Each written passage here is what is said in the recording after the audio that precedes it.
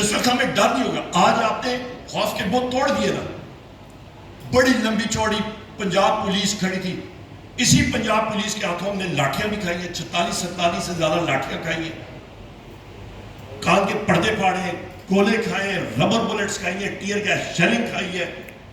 اور یہ بھی میں بتا دوں, میرے ذہن میں پلان بھی تھا, میں نے کہا اللہ تعالیٰ نے زندگی دی, پہنچوں گا ضرور, کیونکہ ہم لوگ روپوشی کے, اپنا بھیش بدلنے کے, اور موٹر سائیکلز پہ, رکشے پہ, ٹانگے پہ آنے جانے کے ہم لوگ ماہر ہیں. ان کا بڑا بھی نہ روک سکتا ہے, ادھر پہنچ جاتا ہے جیسے مرضی ہے, وہ پہنچنا میں آتا ہے. میرے والد صاحب جس دن ان کا انتقال ہوا تھا, اس سے ایک دن پہلے بھی یہ سارے میرے پیچھے پڑے ہوئے تھے. میں روح بدل کے پہنچا تھا. جس وقت ان کا انتقال ہو رہا تھا, روح پرواز کر رہی تھی, میں نے ان کا ہاتھ پکڑا ہوا تھا, کلمہ پڑھ رہا تھا, میں روح بدل کے پہنچا تھا.